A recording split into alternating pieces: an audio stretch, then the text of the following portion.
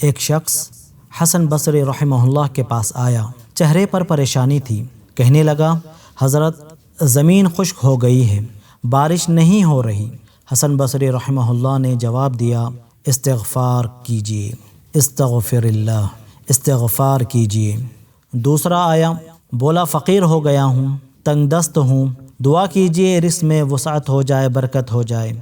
حسن بصری رحمہ اللہ نے جواب دیا استغفر اللہ، اللہ سے استغفار کرو۔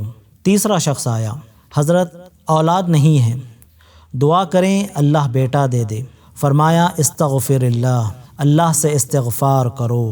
اور چوتھا شخص بولا میرا باغ سوکھ گیا ہے، پھل ختم ہو گئے ہیں، درخت مرجھا گئے ہیں، کیا جائے؟ حسن بصری رحمہ اللہ نے وہی جواب دیا اور کہا استغفر اللہ، اللہ سے استغفار کرو۔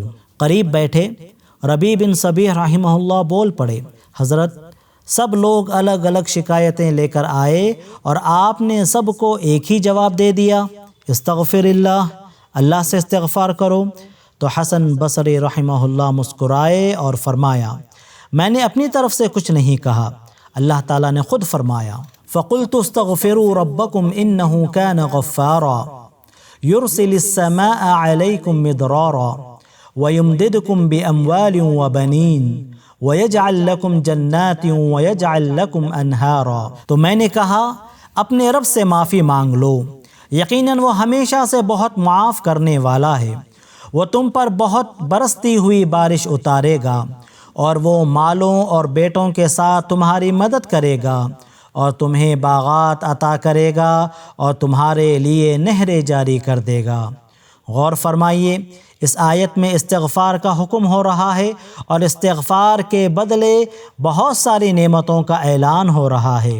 ایسا کلمہ، ایسا لفظ جو آسمان و زمین کی نعمتوں کا خزانہ کھول دے۔ جب زندگی میں رکاوٹ آئے، جب دل ٹوٹ جائے، جب کوئی راستہ نہ دکھے تو اللہ کی طرف متوجہ ہو جائیے اور کہیے استغفر اللہ، استغفر اللہ، استغفر اللہ۔ اے اللہ میں تجھ سے معافی مانگتا ہوں، اے اللہ میں تجھ سے استغفار کرتا ہوں، اے اللہ میں تجھ سے مغفرت طلب کرتا ہوں۔ یقیناً اللہ کی رحمت کے دروازے خود بخود کھل جائیں گے۔ استغفار ہر مسئلے کا حل۔ مرسی ٹی وی کے مزید ویڈیوز کے لیے ہمارے چینل کو سبسکرائب کریں اور بیل آئیکن کو کلک کرنا نہ بھولیں۔ جزاک اللہ خیر۔ مرسی ٹی وی، پیغام رحمت۔